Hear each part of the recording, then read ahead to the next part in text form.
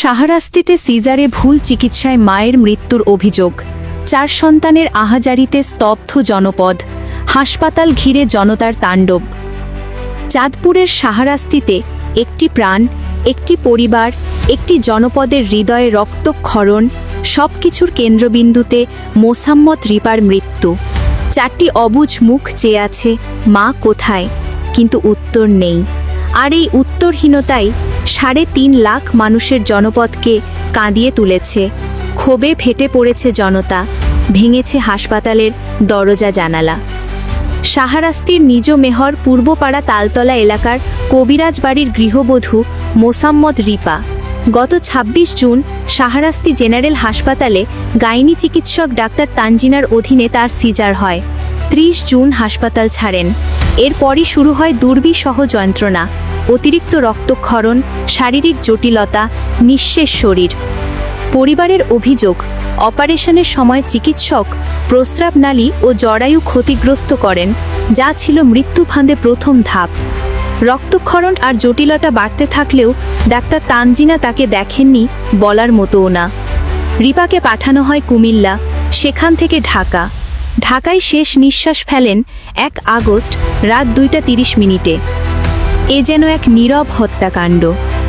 নিহতের মা ফুপিয়ে কাঁদতে কাঁদতে বলেন, ডাক্তার না, ওরা কসাই, আমার মায়েরে মইরা ফেলছে, 4টে মায়েরে একলা রেখে গেছে। এই কথা শুনে চোখের পানি আটকে রাখতে পারেননি উপস্থিত কেউই। 4 শিশুর বিমর্ষ মুখ, বাবার নির্বাক কান্না আর হাজারো মানুষের হাহাকার এক হৃদয় বিদারক দৃশ্যের জন্ম দেয়। ডাক্তার তানজিনার বিরুদ্ধে এর আগেও উঠেছে অপারেশনে গাফিলতির অভিযোগ, কিন্তু যেন কেউই তাকে স্পর্শ করতে পারেনি। স্থানীয়দের ভাষ্য, শাহরাস্তিতে সবচেয়ে বেশি সিজার করেন এই চিকিৎসক। অপ্রয়োজনীয় সিজার, রোগীদের সঙ্গে দুর্ব্যবহার ও ব্যবসায়িক মানসিকতায় পরিচালিত চিকিৎসা তাকে বিতর্কিত করে তুলেছে বহু আগে। রিপার মৃত্যু যেন বহুদিনের জমানো রাগ আর কষ্টের বিস্ফোরণ ঘটায়। 2 আগস্ট সকাল থেকেই শাহরাস্তি জেনারেল হাসপাতালের সামনে ভিড় করে জনতা। এক পর্যায়ে উত্তেজিত লোকজন প্রধান গেট, কাঁচ, চেয়ার সব ভাঙচুর করে ক্ষোভ উগরে দেয়।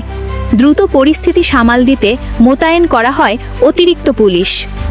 এখনও পর্যন্ত কেউ লিখিত অভিযোগ দেয়নি।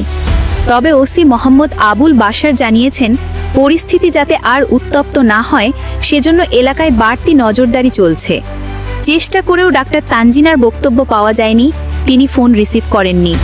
হাসপাতাল কর্তৃপক্ষ সমঝোতার চেষ্টা করছে বলে জানালেও চিকিৎসায় গাফিলতির বিষয়ে নিরুত্তর। এখন প্রশ্ন, এই মৃত্যু কি শুধু এক নারীর, নাকি পুরো স্বাস্থ্য ব্যবস্থার মৃত্যু? এলাকাবাসীর দাবির ভাষায়, রিপার মৃত্যুর বিচার চাই, গাফিলতিকার গোপন করার সুযোগ নেই। আমাদের হাসপাতাল চাই সেবার, ব্যবসার না।